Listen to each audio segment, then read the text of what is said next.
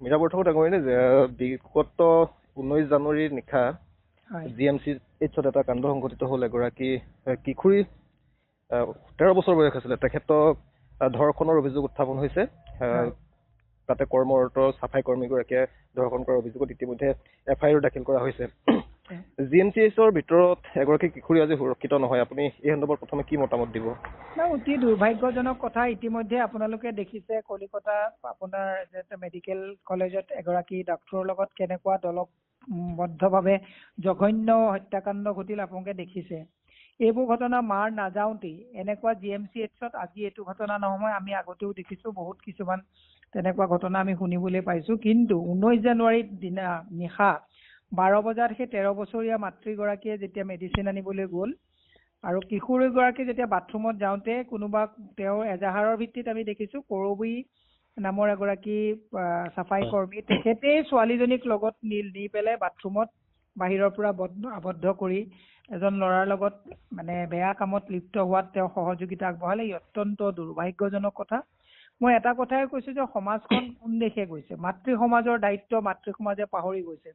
মানুহে এই যান্ত্ৰিকতাৰ পৃথিৱীখনত মানুহৰ কৰণীয় কি এই গোটেই কথাবিলাক পাহৰি গৈছে। একচুৱেলি মই এটা কথা, এই কথাটোত GMCHত আপোনাৰ যিজন চাফাই কৰ্মীৰ দ্বাৰা এনেকুৱা হ'ল, প্ৰত্যেকটো ক্ষেত্ৰত আমি চৰকাৰক দোষ আৰোপ কৰাৰ সমান্তৰালভাৱে কিন্তু আমি এটা কথাও ক'ব লাগিব যে আমাৰ যিটো মানৱ সভ্যতা মানে আমাৰ সামাজিক যিটো দায়বদ্ধতা আমি সকলোৱে পাহৰি গৈছোঁ। ই অত্যন্ত ভয়ংকৰ। আমিও এগৰাকী মাতৃ, মোৰো নিজৰ ছোৱালী আছে, গতিকে নিজৰে গা নোম শিয়ৰি যায় যে হস্পিটেলত যেতিয়া এগৰাকী কিশোৰী 13 বছৰীয়া কিশোৰী সুৰক্ষিত নহয়, তেতিয়াহ'লে আমি কেনেকৈ আমাৰ সমাজখন আগবঢ়াই লৈ গৈছোঁ, ই এক ভয়ংকৰ অশনি সংকেত। গতিকে সকলোকে নিজৰ মানে সুৰক্ষাৰ কাৰণে সকলোকে সদা সচেতন থাকিবলৈ পৰামৰ্শ দিয়াৰ বাহিৰে গত্যন্তৰ নাই। আপুনি দেখিলে আজি যে কলিকতাৰ যিটো মানে হত্যাকাণ্ড চলিলে, দলবদ্ধভাৱে ৰেপ কৰি পেলাই ডক্টৰণীগৰাকীক যিটো কৰাৰ পিছত আজি যাৱজ্জীৱন জেল দিছে।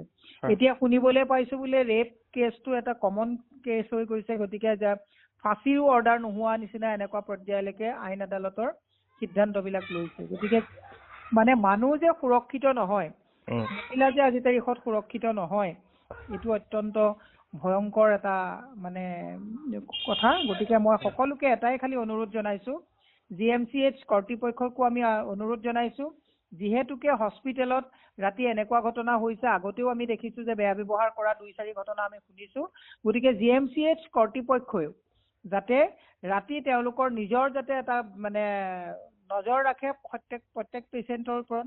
দ্বিতীয় কথাটো হৈছে যে যি এজাহাৰ দিছে সেই মাতৃগৰাকী বা সেই ছোৱালীগৰাকীয়ে ন্যায় পালেনে, যাৰ ওপৰত এজাহাৰ দিয়া হৈছে তেওঁক কৰায়ত্ব কৰা হ'লনে, আৰু এই কথাটো কিয় এতিয়াও ইমান গাপ দি ৰখা হৈছে, ই এক ভয়ংকৰ মানে কথা। এই কথাটো গাপ দিব নালাগিছিল। এই কথাটোত GMCHৰ কৰ্তৃপক্ষই যাতে তেওঁলোকে যাক মকৰল কৰে, যাক কামত লয়, চুইপাৰে হওক যিয়ে হওক কামত লয়, তেওঁলোককো নিজৰ কামৰ প্ৰতি দায়বদ্ধতা আৰু তেওঁলোকে যাতে এনেকে কাম নকৰে, কঠোৰৰ পৰা কঠোৰ শাস্তি, দৃষ্টান্তমূলক শাস্তি দিলেহে কাইলৈৰ পৰা মানে বেলেগবোৰ সাৱধান হ'ব। কিন্তু যদি কথাবিলাক গাপ দিয়া হয়, পুলিচৰ দায়িত্ব যদি সুকলমে পালন নকৰে, তেতিয়াহ'লে আমি আমাৰ ল'ৰা ছোৱালীক যে আমি ভৱিষ্যতে যে কোনো ধৰণৰ নিৰাপত্তা দিব নোৱাৰিম, ইয়ে প্ৰমাণ কৰে। ধন্যবাদ বাইদেউ আপোনাৰ মন্তব্যৰ বাবে। হয়।